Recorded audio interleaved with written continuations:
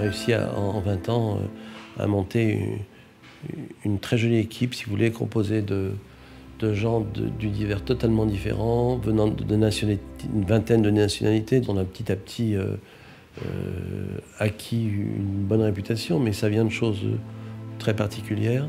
Je crois qu'on est très à l'écoute des clients. Je n'impose pas un projet, mais j'écoute et j'essaye de traduire ce qu'un commanditaire a besoin. Essayer de deviner, d'anticiper sur ce qu'il a envie, sur ce qu'il a besoin, quelle image il veut donner de lui. Dans les 10 premières minutes, tout a été dit. Et ça, c'est quelque chose que j'adore, qui est magique, c'est un moment magique. C'est l'écoute. Et ça, j'adore, ce qui me permet de gagner beaucoup de temps, d'être moins hors sujet, et puis d'être plus efficace, si vous voulez. Moi, j'adore l'efficacité. On peut être rêveur, on peut inventer, on peut faire des tas de choses, mais il faut que toujours derrière, il y ait une vraie machine qui réalise, qui fait dans les temps, dans les délais, dans les budgets. Et ça, c'est une satisfaction énorme. C'est déjà plus facile de travailler si vous aimez cette personne. Il faut admirer quelqu'un. Je pense que faire un siège pour quelqu'un, faut quand même avoir des atomes crochus et avoir, se dire cette petite note d'admiration. Sur l'intérêt d'avoir abordé le métier par l'intérieur, il nous a vraiment enrichi, il nous a donné une vision des choses très très différentes. Autant faire des espaces fluides, clairs, transparents, symétriques, avec une espèce d'évidence et de hiérarchisation des espaces, de succession de ces espaces qui fait qu'il y a une espèce de logique qui est tellement forte qu'elle en devient agréable et vivable et paisible, qu'elle est, si vous voulez, ça c'est une clé, c'est essentiel, si vous voulez.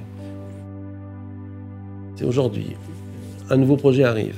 Je rencontre les personnes, je les écoute, je réfléchis ce que je pourrais faire.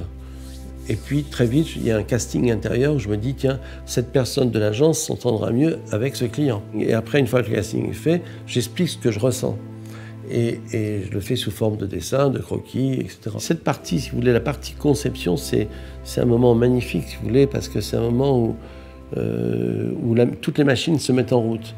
D'un moment, vous visionnez le client.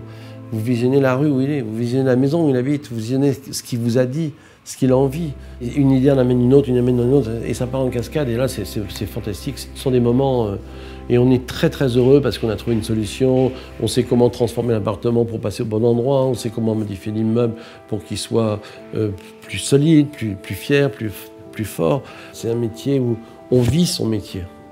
C'est-à-dire quand on se lève le matin, on va vivre son métier jusqu'à minuit, 1 heure, le lendemain ça recommence, les week-ends, il n'y a pas de week-end, si vous voulez. On vit le métier complètement parce qu'on a des perceptions comme ça, on dit tiens, j'ai vu ce que je voulais faire à tel endroit. Ça, vous le voyez par la curiosité, dans les marchés, dans les commerces, dans les centres commerciaux, dans la vie, dans la rue, si vous voulez. C'est évident.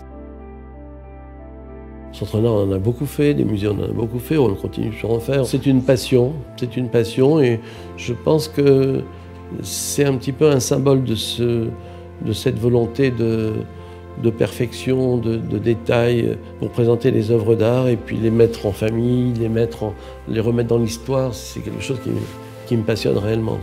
Intégrer la modernité dans un bâtiment historique, c'est tout ce que j'aime.